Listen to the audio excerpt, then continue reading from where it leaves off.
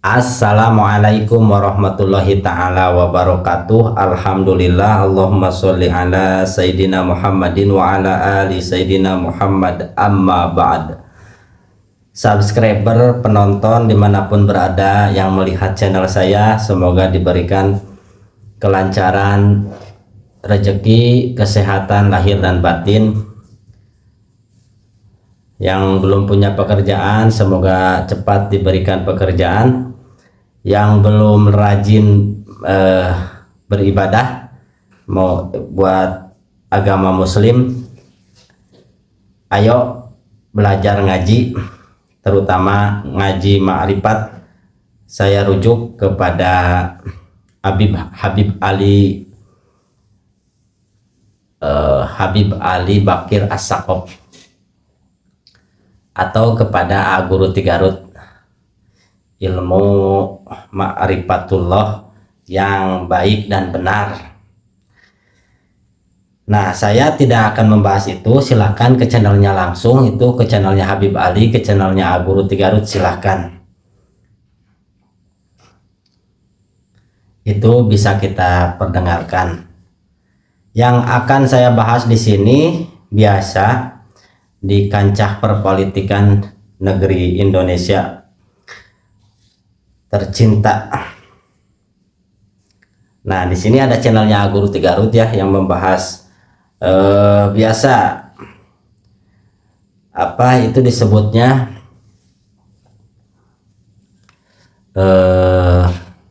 permasalahan-permasalahan yang dibawakan dengan keilmuan, logika berpikir yang lurus, seperti itu.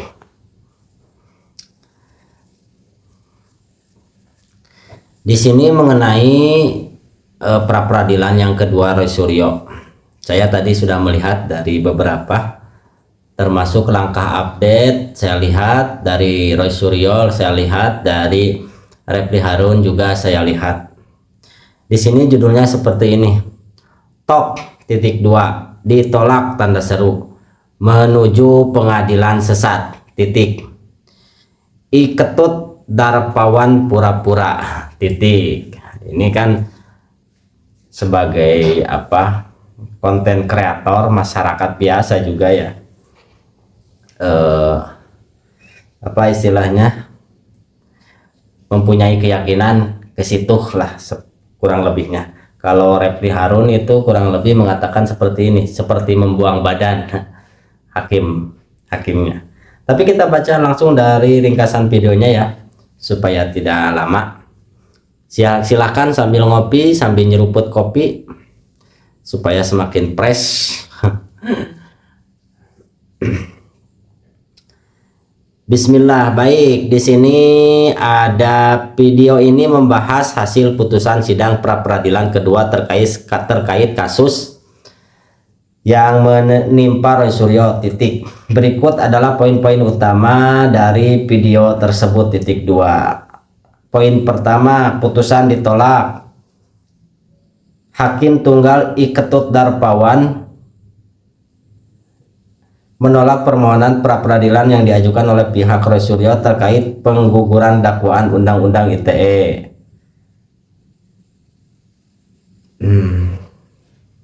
Terus poin ketiga, alasan hakim menilai bahwa permohonan tersebut tidak relevan lagi dari segi waktu, timing, yang oleh pihak kuasa hukum dianggap sebagai pengalihan dari substansi pembuktian. Poin ketiga, perspektif kuasa hukum. Tim kuasa hukum Refli Harun, Abdul Ghafur Sangaji dan kawan-kawan menyatakan bahwa mereka tetap menghormati putusan tersebut sebagai langkah hukum the lawyer's way. Namun mereka mengkritik bahwa hakim tidak menjawab pokok permohonan terkait minimal 2 alat bukti yang sah. Nah, di situ kan. Kita lanjut baca dulu ya. Poin keempat, kritik terhadap pertimbangan hakim.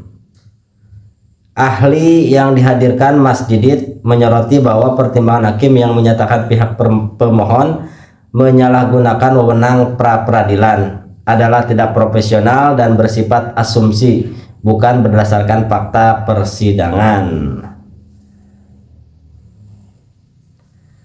Terus poin kelima, langkah selanjutnya Roy Suryo menyatakan siap menghadapi pokok perkara dan akan melanjutkan langkah hukum berikutnya, termasuk sidang pra peradilan ketiga terkait ganti rugi yang dijadwalkan pada 28 Juli 2026. Oh ya, nanti tanggal 28 Juli ada lagi pra peradilan ketiga. Secara keseluruhan, narator video berpendapat bahwa putusan ini merupakan indikasi adanya tekanan eksternal dan menyebut proses ini menuju pada peradilan sesat karena hakim dianggap mengabaikan fakta-fakta yang terungkap di persidangan. Betul sekali. Betul sekali ya. Yang dipertanyakan kan tadi dua alat bukti. Di sini nih yang dipertanyakan sama Refli Harun tuh.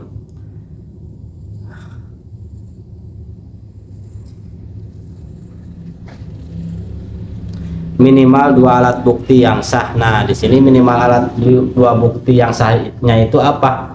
Untuk menetapkan Roy Suryo menjadi tersangka itu tidak dijawab. Kata Refli Harun seperti membuang badan karena sudah ada alasannya itu apa, timingnya kalau menurut hakimnya. Kalau menurut saya ya kalau berani gitu putuskan saja, tapi ya gimana ini kan apa disebutnya tekanan yang sungguh sangat besar sekali ya.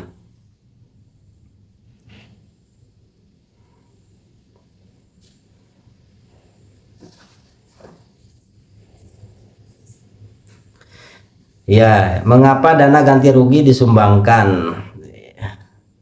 Disumbangkan ya. Sekitar kurang lebih 200 juta katanya. Tapi ya buat oligarki kan 200 juta mah cemen atau. Tapi kalau buat kepastian hukum susah. Kalau di kita susah. Mengapa dana ganti rugi disumbangkan? Tanda tanya. Berdasarkan penjelasan dalam video dana ganti rugi, jika permohonan ganti rugi dikabulkan, direncanakan untuk disumbangkan ke yayasan fakir miskin, anak yatim, dan lain sebagainya. Alasan utamanya adalah karena pihak kuasa hukum dan Roy Suryo menegaskan bahwa ganti rugi tersebut bukan untuk kepentingan pribadi mereka. Mereka mah sudah kaya-kaya. Hal ini merupakan bentuk komitmen untuk menunjukkan bahwa upaya hukum yang mereka lakukan termasuk pra peradilan bertujuan untuk menegakkan public accountability, tanggung jawab publik, dan menguji agar kewenangan penegak hukum tidak dilaksanakan secara sewenang-wenang. Ini bagus bahasanya nih. Hal ini merupakan bentuk komitmen untuk menunjukkan bahwa upaya hukum yang mereka lakukan termasuk pra peradilan bertujuan untuk menegakkan public accountability, tanggung jawab publik, dan menguji agar kewenangan penegak hukum tidak dilaksanakan secara sewenang-wenang. Betul, supaya masyarakat itu tidak takut, lentur, gerasak gerusuk. Lihat cara berhukumnya Pak Ugroseno itu, sip, salut saya. Tidak apa istilah, tidak sewenang-wenang, sangat teliti sekali, dan terbawa sampai sekarang ya, walaupun sudah, tetapi masih mencintai Polri. Itu Pak Ugroseno ingin membenahi lah istilahnya Polri yang sudah rusak kan udah ada di channelnya Manilog juga. Silahkan Pak Ugroseno memaparkan bahwa Kapolri rusak setelah siapa itu diganti sama Listio Sigit, jadi kepolisian mulai mengalami kerusakan, kata Pak Ugro, kurang lebih seperti itu. Apa alasan hakim menolak permohonan Roy Suryo? Oh, alasannya ini kita bacakan saja ya. Berdasarkan penjelasan dalam video, alasan hakim tunggal menolak permohonan pra peradilan Roy Suryo adalah karena dianggap sudah tidak relevan lagi dari segi waktu timing. Hakim menilai bahwa waktu pengajuan permohonan tersebut sudah tidak tepat. Selain itu, dalam pertimbangan hukumnya, hakim juga menyebut bahwa pihak pemohon dianggap menyalahgunakan wewenang pra peradilan karena mengajukan permohonan secara parsial. Gimana ya, alhamdulillah. Tapi segala sesuatu itu butuh kesabaran, butuh proses. Yang penting kita mau belajarnya. mau belajar melihat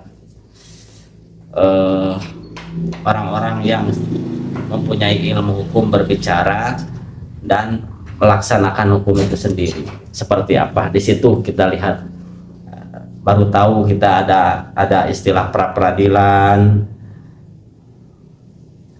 banyak public accountability, pokoknya banyak istilah hukumnya. Seru, senang sekali saya kalau belajar berita, baca-baca berita, senang. Sampai lupa Piala Dunia ternyata yang menang adalah Spanyol. Argentina kek.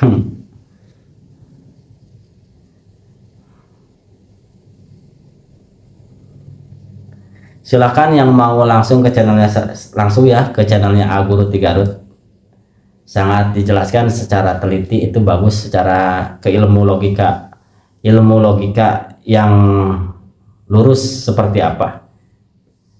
Kalau ilmu logika yang lurus itu tidak mengenal apa mau Roy Suryo mau siapa, itu tetap kalau salah dibilang salah, kalau benar ya dibilang benar, seperti itu.